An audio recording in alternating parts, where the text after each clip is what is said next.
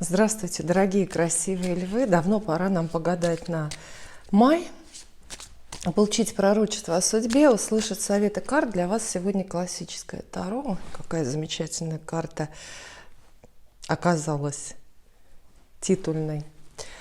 И я приношу свои извинения. Может показаться, что мои видео с прогнозами выходят позже положенного срока. Наверное, это так, потому что май уже начался, но хочу оправдаться. События последних 2 месяцев и личная какая-то колоссальная занятость не дают достойно в полном объеме заниматься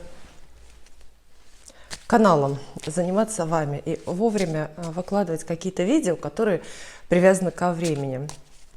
Ну, как, например, вот эти вот гадания на месяц. Я надеюсь, что вы меня простите, извините. Тем не менее, у вас есть возможность в выходные, в эти майские праздники уделить время и посмотреть, что вам приготовили карты. Что вам приготовили, вернее, звезды, а карты только рассказали. Пересказали план Вселенной относительно львов. Но, естественно,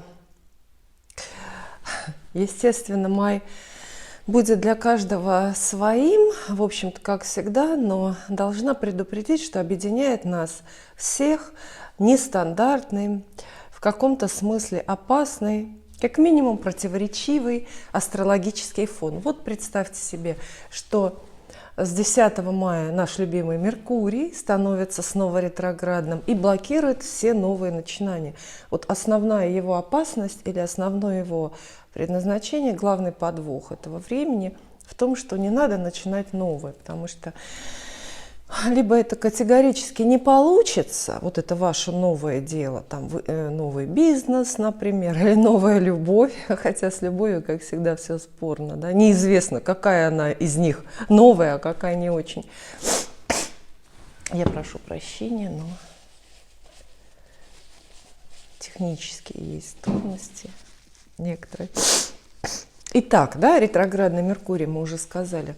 И в то же время, в первой половине мая до 16 числа, мы все проходим так называемый коридор затмений. Это время между солнечным затмением 30 апреля и лунным 16 мая.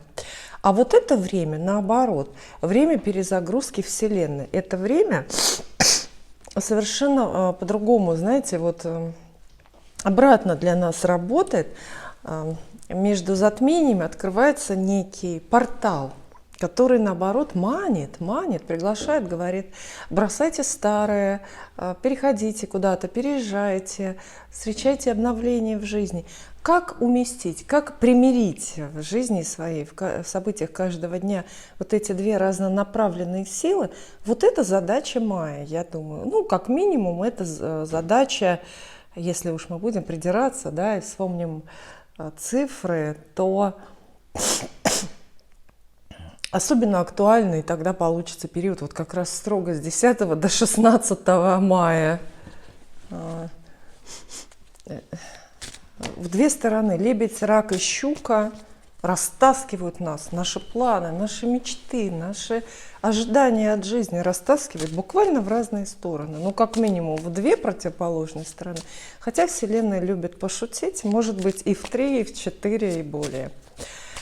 Вот, помните об этом. Конечно, много вопросов и очень много видео, вот я вижу, что записывают на разных языках тоже. Там затмение для разных знаков, или ретроградный Меркурий для разных знаков.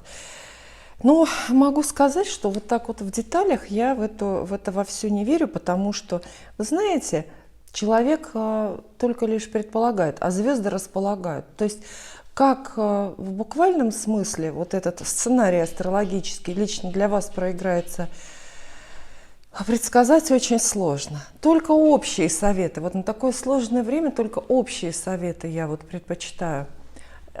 Нужно быть очень внимательными.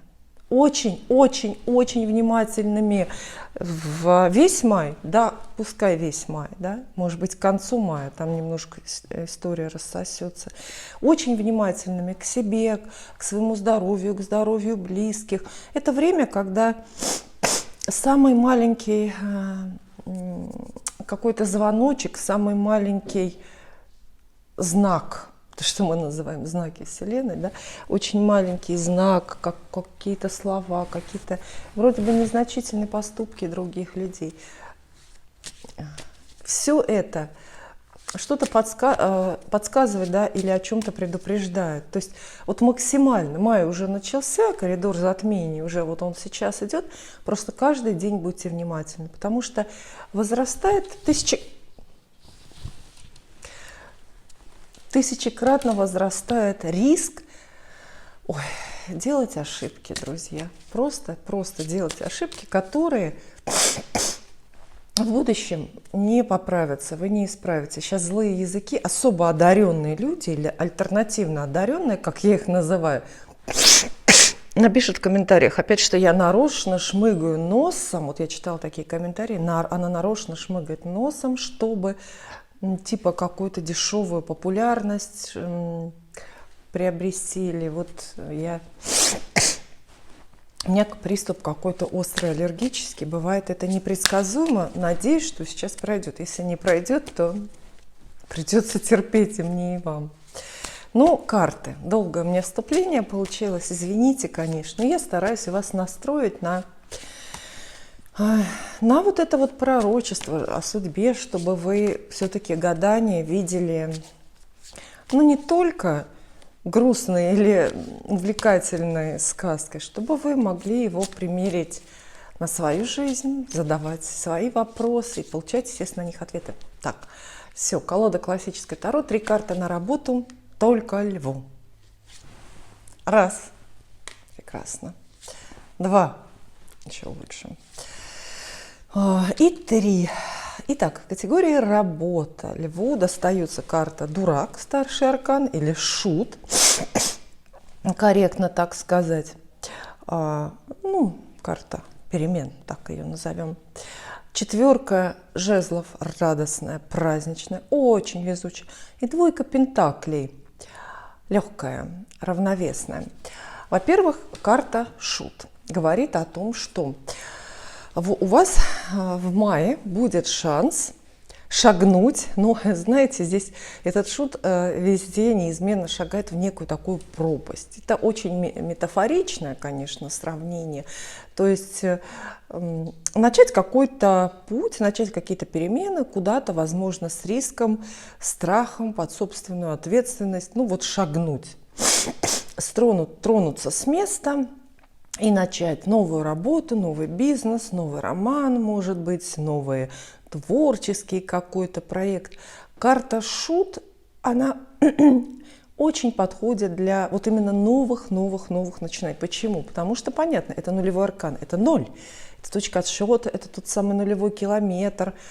И о чем бы ни шла речь, для вас это профессиональные проекты или романтические, или какие-то семейные, именно с шута все должно начинаться, ни с какой другой карты, потому что все другие карты это как бы уже другие стадии, это уже, получается, что-то пропустили и проскочили.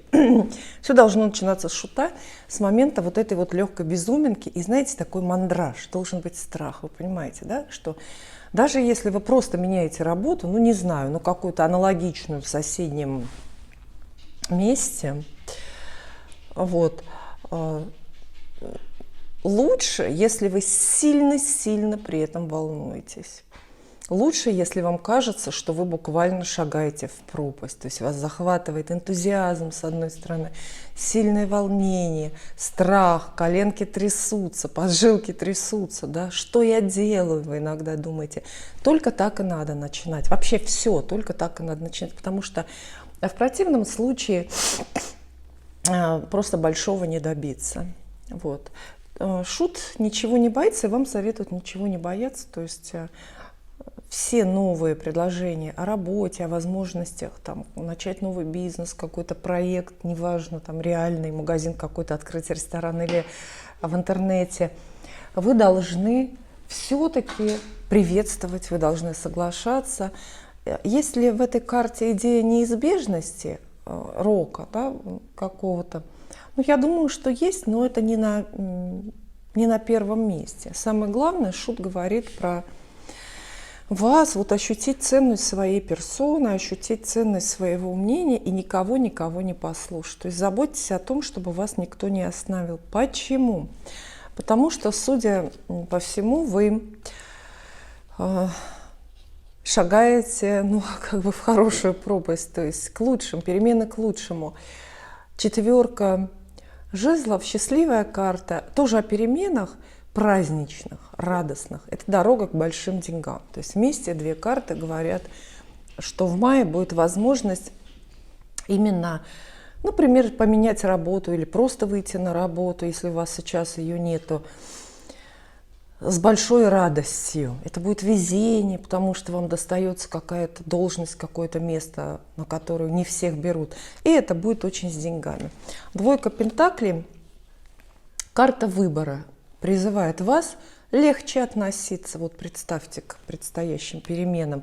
Причем, знаете, вот легче относиться и к хорошему, и к плохому. А мы так устроены. Мы к плохому относимся, ну, как бы плохо, да? Мы этого боимся, а хорошее почему-то принимаем как должное. А вот это вот неправильно, потому что судьба за это очень по носу щелкает. Я вот так замечаю, но вот меня, по крайней мере, однозначно.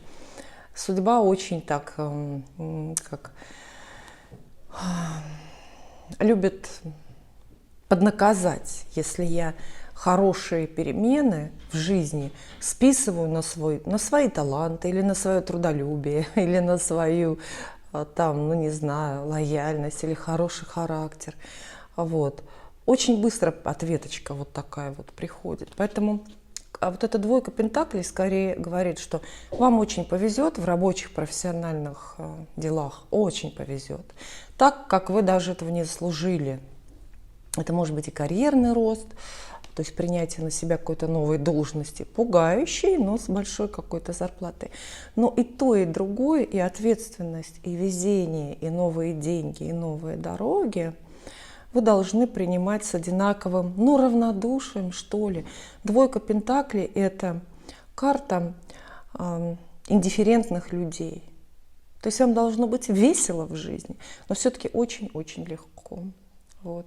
Не принимайте всерьез себя, не принимайте всерьез особо даже самые полосы, такие переменные жизни.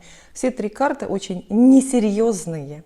Они не предполагают жертвы, не предполагают слез, не предполагают какого-то сильно ответственного подхода. То есть здесь есть, ну, дурость в хорошем смысле такая. Была не была, пойду. И, в общем, вот так вот легко к этому, ко всему стоит относиться. И как минимум две карты из этих. Да, кстати, забыла сказать, что двойка пентаклей – это выбор из двух вариантов. То есть две работы могут одинаково хорошие вам предложить, или два бизнес-проекта какие-то. А карта Шут и четверка жезлов описывают дороги. Очень во многом описывают дороги. Поэтому у вас может случиться просто хорошая, высокооплачиваемая, радостная командировка в, ну, такое место, куда приятно ехать, или в компании, с которой приятно ехать. В этой связи что-то насчет командировки вспомнила эпизод, помните, из фильма «Самое обаятельное и привлекательное», когда наши герои, Надя с вот этими парнями из своего отдела поехали в командировку, и как заранее было понятно, кто зачем едет, кто работать, а кто развлекаться. Но у них хорошо получилось. Теперь про деньги Льву. Про деньги. Три карты. А раз. Опять сплошное везение. Два. Три. Меня часто тоже обвиняют в том, что я преувеличиваю везучесть львов. Но как преувеличить, если... Я преуменьшаю, друзья. Видите, вам самые везучие карты выпадают. Если не верите, то посмотрите гадание для ваших соседей по зодиаку. Овнов, для тельцов, где все уныло, все. Итак, вам про деньги расскажут. Самая денежная четверка пентаклей, самая срочная и счастливая восьмерка жезлов и карта смерть. Видите? Перемены в вашем финансовом статусе, перемены в вашем кошельке мы видим. Карта смерть, безусловно, очень-очень много меняет. То есть вот были ваши деньги вот одни сейчас, например, источник доходов, а теперь он становится другим, что тоже очень объяснимо и понятно, если вы меняете работу. Карта смерть описывает очень естественные перемены с финансами. То есть в целом могут разные, самые разные денежные институты в вашей жизни меняться, перестраиваться. Это не только доходы, но это и расходы могут быть. С картой смерти, например, могут прекращаться расходы длительные, давно уже вам надоевшие. Например, ежемесячные взносы по ипотеке. Но это классика жанра, это то, от чего, на что все привычно жалуются, да, на эти ипотеки. Вот. Но соседствуют ей очень хорошие карты, поэтому мы карту смерти здесь расцениваем как обнадеживающую, как очень позитивную. То есть это такой знак счастья. Что все, чего вам прежде не хватало, из-за чего вы страдали, и что оплакивали на тему денег, вот это все прекратится. Четверка пентаклей здесь есть. Она прям денежная. Она описывает, видите, здесь сидит человек, который вцепился в свое богатство. Карта жадности, с одной стороны. Она описывает денежная сумма, которую вы получаете, либо вокруг которых хлопочете. Это и возможность очень удачно распорядиться капиталом, свои накопления куда-то удачно пристроить. Это и возможность что-то очень выгодно купить или продать. Это и возможность получить просто сумму денежную в виде подарка или дивидендов от прошлых инвестиций. В общем, вот этот герой на иллюстрации – это вы. И видите, что вы сидите на деньгах буквально, не знаете, куда их девать, но в то же время от себя не отпускаете. Кстати, четверка пентаклей ведь дает очень выразительный совет. Она вот как раз говорит: всех впускаем и никого не выпускаем. То есть она не советует, легкомысленно уж точно, расставаться с деньгами. Сберегайте, копите, стяжайте, жадничайте.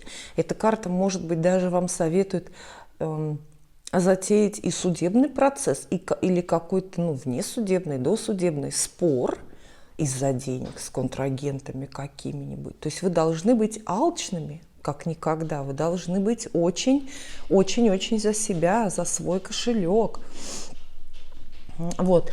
Восьмерка жезлов. Видите, вот две везучие карты есть в жезлах самые. Это четверка и восьмерка. Обе вам последовательно выпадают.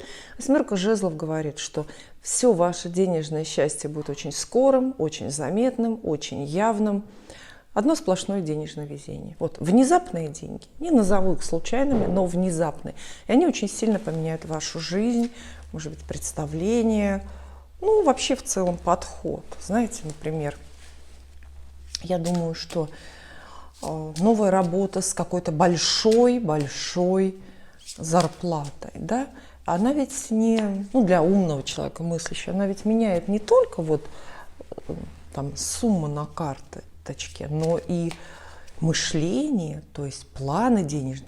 Появляется хорошая зарплата, значит, уже не надо так бездумно тратить, потому что появляется возможность, например, накопить какую-то большую сумму и в результате поменять жизнь, купить что-то, дом какой-то или что-то другое, может быть, машину новую или произведение искусства. Вот. Очень хорошие карты. Обещают вам приход денег и перемены в деньгах. Теперь, естественно, любовь. Но не буду вам напоминать, что май самый романтичный месяц. Вот обратите, эти цветы, эти животные, нет, только эти цветы для вас. В мае все цветет, наконец-то устанавливается хорошая погода, и можно переодеться из теплого в красивое. Ну, у кого как, у кого-то в апреле, у кого-то в мае, а у кого-то и в июле это нельзя еще, да, для жителей там полярных местностей. Вот. Но все-таки май, и, безусловно, это вот время каблуков, это время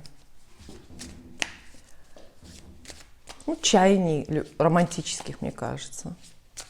Поэтому 3 карты на любовь мы достанем для вас и посмотрим, что карты вам пообещают в любви. Но если еще и в любви у вас будет везение, то я не знаю, получается, что вы просто оттяпали процентно везение от своих соседей по зодиаку, собратьев. Раз, 2, 3. Другая картина. Пугающая, истеричная 9 мечей. Очень хитрая, лицемерная 7 мечей вам выпадает. И карта суд. Ну вот смотрите, карта суд есть, старший аркан. Все-таки тенденция внезапности у вас прослеживается как в работе, так и в деньгах. И еще и в любви продолжается. То есть в мае вот у вас будет целый набор дней, может быть, вы их даже обведете красным карандашом в вашем ежедневнике, когда к вам приходят внезапные события, совершенно неожиданные новости, и как будто бы гром с неба грянул, знаете, вот как гром с неба. Это значение карты, старший аркан, поэтому я с нее начинаю, карта суд. Если буквально вот цитировать какой-нибудь учебник по Таро, карта суд обозначает наступление события, неожиданного и долгожданного одновременно. Поэтому здесь сцену страшного суда рисуют. Считается, что мы все с вами адепты христианской доктрины, должны ждать страшного суда, наступления страшного суда, но мы должны и параллельно не знать, когда это случится. Вот понимаете, да? То есть вот карта суд про любовь говорит о том, что вот что-то с неба сваливается, то, что вы максимально не ждали и ждали с особой силой в то же время. Вот представляете? Вот так вот. И поэтому для кого-то, для одинокого льва, для одинокой львицы, например, карта суд обещает новое знакомство, естественно, приход новой любви. А как еще любовь может приходить в жизнь? Но только так, как гром с неба. Она не должна вползать как-то постепенно, да? Это должно быть озарение, это должно сопровождаться воями вот этой ерихонской трубы. Ну, то есть неожиданное знакомство, неожиданная любовь поражает вас в самое сердце, неожиданно начинается роман, хотя не обязательно, знаете, иногда любовь приходит, а романа не начинается, потому что тот самый голожопый мальчик Купидон, свою стрелу в вас-то выстрелил, а в второго участника забыл. Вот. Бывает такое, тогда мы получаем невзаимную любовь. Но все равно возможно. Если у вас какие-то длящиеся отношения, то тоже события. Это и поступок какой-то вашего партнера, это слова какие-то вашего партнера. Это просто неожиданность, которая вот между вами происходит. Безусловно, это назревало. И вы давно предполагали, что это когда-нибудь будет. Но либо отмахивались, либо не доверяли себе. В общем, вот так. Понимаете, да? То есть, этот вздрогнуть в хорошую сторону, в плохую, это обычно слито. Карта суд, в этом ее тоже вот особенность в том, что она даже при любых соседних картах, то, что с ней происходит, непонятно, хорошо это или плохо. Вот, длящиеся отношения. Если у вас прекратилась история любовная, например, вы сейчас в разлуке, в ссоре с любимым человеком, не общаетесь и все, вот, то это неожиданное письмо, звонок, и отношения, например, восстанавливаются. Вы снова общаетесь, вы снова, ну, вместе, не буду говорить, но общаетесь, допустим. Вот. Это то, что поражает. Вот такие вот сценарии, неожиданные. Мне кажется, здесь вам уместно лично подумать сейчас, а что для вас может быть вот такой поражающей или поразительной новостью, связанной с любовью, да? Но, кстати, я же только положительные истории, сообщения вам рассказала, они могут быть и дурными, наоборот. То есть это как ваш партнер может как сильно хорошо поступить по отношению к вам, так и сильно плохо, и бросить может, в конце концов. Они ж такие. Вот. Медом не корми, дай кого-нибудь бросить. Ну, вот такая вот карта. Она не хорошая, не плохая. Давайте не будем здесь. Вообще отвлечемся от оценочных суждений. Просто это то, что очень удивит, как минимум, знаете, заставит глазки вытаращить. Вот. А окружение у этой карты не очень хорошее, ну и не очень плохое. Не надо пугаться обилия мечей, потому что они, хоть и плохие карты, ну не очень хорошие, да, но они довольно пустые. Ну, например, 9 мечей. На ней всегда, вот я смотрю, что авторы, особенно в таких нетрадиционных каких-то новых колодах, изображают, ну, что-то ужасное. Прям это всегда вот такой черный фон, это всегда слезы, бардак, лохмотья. Вот. На самом деле карта это называется истерика, и обозначает она не что иное, как напрасные страхи. Она говорит, что льву придется в мае действительно о любви плакать, пугаться, бояться чего-то. А чего можно бояться? Не знаю. Одиночество или разлуки. Мне кажется, в любви вообще самый уместный страх, самый экологично оправданный, это когда вы боитесь потерять любовь. Боитесь потерять любовь. Когда вот вы настолько счастливы и настолько рядом с вами хороший, достойный и подходящий человек, что вы ночью вздрагиваете, просыпаетесь от мысли, что вдруг это счастье можно потерять, можно как-то с ним расстаться. То есть переживать придется. Вот. И 7 мечей здесь есть. Она такая очень хитрая и лицемерная. Да, она предполагает измены. То есть, проще всего, знаете, вот если мы уж пойдем по какому-то пути для неглубоко копающих людей, то карты вам обещают сообщение об измене. Вы узнаете какую-то ложь, что ваш партнер был с вами неоткровенен. Или карты работают в обе стороны. Это неожиданно приходится лгать вам, но вы боитесь. Собственной лжи на самом деле, тем более собственных измен, мы боимся намного больше, чем измены партнера. Ну, так должно быть, по крайней мере, в идеале, да? Вот.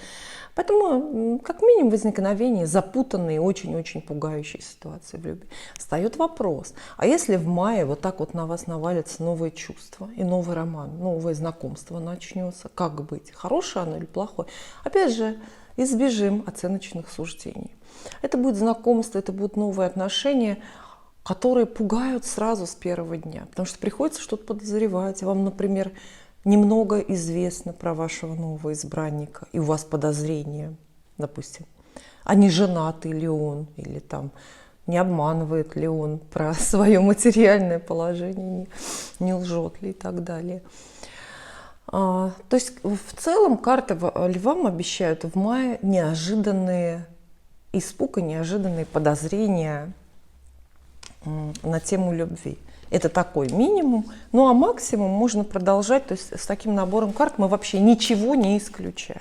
Советы, да, я же обещала советы карт, они очень просты. Действуйте хитро и предполагайте хитрость по отношению к себе. Ничего не бойтесь, потому что страхи ваши напрасны, и скоро вы над ними посмеетесь. Вот и все. И теперь дом, хозяйство и домашние дела для льва. Раз. Недвижимость, 2, 3. Дома все очень хорошо, идеально. 10 пентаклей, собственно, самая домашняя карта. Паж жезлов вам выпадает. Известие, сообщение, такое бодрящее, деловое. И 3 пентаклей говорит о том, что все продолжается. То есть дома, в стенах собственного дома и от родственников никаких подвохов и неприятностей уж не ждите. Домашние дела вас будут занимать в хорошем смысле. Ну, вот самая домашняя карта, десятка пентаклей, на ней всегда изображают дом, да, ну, здесь, естественно, он тоже есть. Дом и люди, которые радуются, что у них есть этот дом. Это покупка дома, это переезд в новый дом, это обретение жилища или своего права на какое-то жилище. Это построение хороших семейных отношений, воссоединение семьи, приезд родственников, что тоже похоже на воссоединение семьи. Это хлопоты о доме, покупки для дома, там мебель, не знаю, посуда, что еще можно. Вот. Все это начинается вот с очень хорошей новости по жезлов. Что-то продолжает, может быть, прежде запущенное. То есть сообщение, новость о том, что вот вы можете сейчас себе это позволить, то, что не могли позволить прежде. И тройка пентаклей в строгом смысле, она называется работа. Ну, предполагается работа по дому. Особенно если у вас есть вот, как у меня, земельный надел, какой-то земельный участок, да, то этой работы, в общем, всегда много. Вот.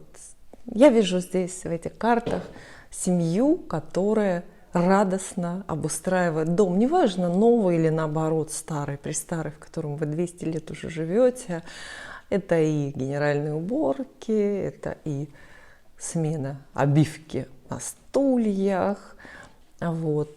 То есть такое радостное продолжение любых семейных дел. Если у вас какие-то вопросы сейчас с недвижимостью, ну, там решаются, например, документы, то карты тоже заверяют вас, что все это будет очень-очень хорошо и идеально и в вашу пользу разрешится. Ну, а я от себя, конечно, дорогие львы, совершенно искренне, вот так вот заочно желаю вам счастливого, радостного мая, чтобы у вас